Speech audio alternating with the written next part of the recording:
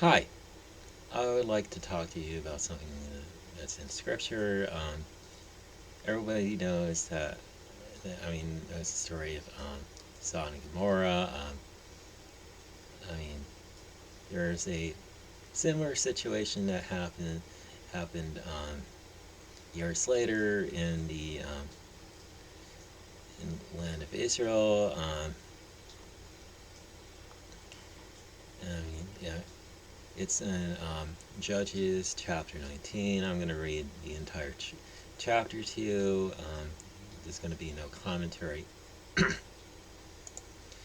And it came to pass in those days when there was no king in Israel that there was a certain Levite sojourning on the side of Mount Ephraim, who took to him a concubine out of Bethlehem, Judah. And his concubine played a whore against him, and went away from him unto her father's house to Bethlehem, Judah, and was there for whole months. And her husband arose and went after her to speak friendly unto her, and to bring her again, having a servant with him and a couple of asses. And she brought him into her father's house. And when the father of the damsel saw him, he rejoiced to meet him. And his father-in-law, the damsel's father, retained him, and he abode with him 3 days. So they did eat and drink and lodge there.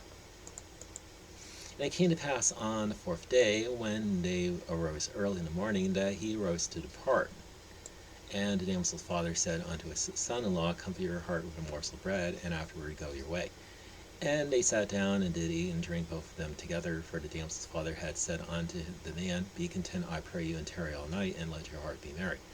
And when the man rose up to depart, his father-in-law urged him, therefore he lodged there again.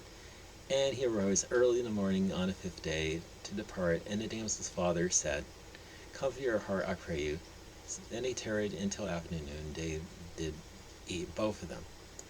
And when the man rose up to depart, he and his concubine and his servant, his father-in-law, the damsel's father, said unto him, Behold, now the day draws toward evening.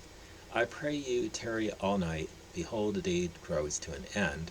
Lodge here, that your heart may be merry, and tomorrow get you early on your way, that you may go home. But the man would not tarry that night, but he rose up and departed, and came over against Jebus, which is Jerusalem, and there were with him 2 asses saddled. His concubine also was with him.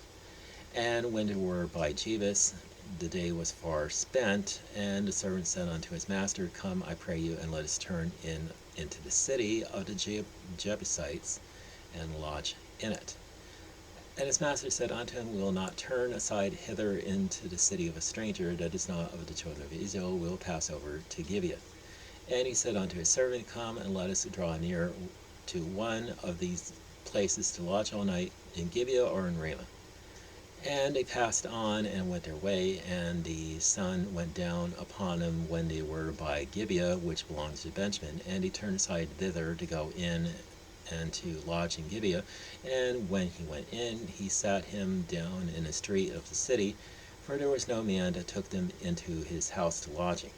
And behold, there came an old man from his work out of the field at even, which was also of Mount Ephraim, and he sojourned in Gibeah, but the men of the place were Benjaminites. And when he had lifted up his eyes, he saw a wayfaring man in the street of the city, and the old man said, Whither go you, and whence come you?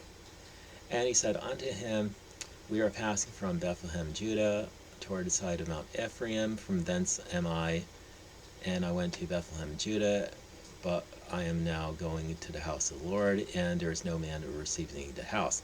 Yet there is both straw and provender for our asses, and there is bread and wine also for me, and for your handmaid, and for the young man which is with your servants. There is no want of anything. And the old man said, Peace be with you. Howsoever, let all your wants lie upon me, only lodge not in the street. So he brought him into his house, and gave provender unto the asses, and they washed their feet, and they did eat and drink. Now, as they were making their hearts merry, behold, the men of the city, certain sons of Belial, beset the house round about, and beat at the door, and spoke to the master of her house, the old man, saying, Bring forth the man that came into your house, that we may know him. And the man, the master of the house, went out unto them, and said unto them, Nay, my brethren, nay, I pray you, do not so wickedly, seeing that this man is come into mine house, do not this folly. Behold, here is my daughter, a maiden, and his concubine, them I will bring out now, and humble you them, and do with them what seems good unto you, but unto this man do not so vile a thing. But the men would not hearken to him, so the man took his concubine, and brought her forth unto them, and they knew her, and abused her all the night until the morning, and when the day began to spring, they let her go. Then came the woman in the dawning of the day, and fell down at the door of the man's house, where her lord was, until it was light. And her lord rose up in the morning, and opened the doors of the house, and went out to go his way, and behold, the woman his concubine was fallen down at the door of the house, and her hands were upon the threshold. And he said unto her, Up, and let us be going. But none answered. Then the man took her up upon an ass, and the man rose up and got him unto his place. And when he was come into his house, he took a knife and laid hold on his concubine, and divided her together with her bones into 12 pieces, and sent her into all the coast of Israel. And it was so that all that saw it said, There was no such deed done nor seen from the day that the children of Israel came up out of the land of Egypt unto this day. Consider of it, take advice, and speak your minds. Now, the story basically starts off with Levite man having a concubine who ended up deserting him and going back to her father's house, and the Levite goes after her and basically persuades her to come back with him into his house, and her father-in-law basically offers hospitality and begs him to stay, and and basically keeps him detained for for a period that's longer than the Levite man was expecting, because he was eager to get back to his own house with his concubine. And afterward he basically left, and they went to Gibeah of the Levites, and an old man took them in, and they lodged all night in a house until there were certain men called sons of Belial that were gathered around the house and saying, "Bring the man out that we know him." Same thing that that the men of Sodom were saying about the angels that visited him. It was like, and the old man refused to give them the man who was visitor. He offered his own daughter and the man's concubine, so they could satisfy themselves with their carnal desires.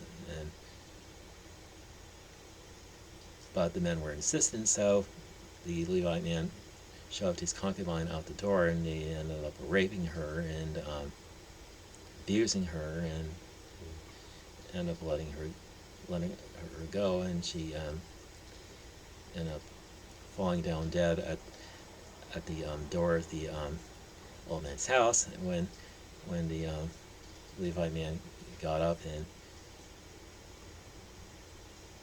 basically saw his concubine dead, he took her and cut her up, and sent pieces of her to the 12 tribes of Israel to advertise what has gone on in Gibeah. I mean, not only were they hostile towards him, they were hostile toward his concubine, and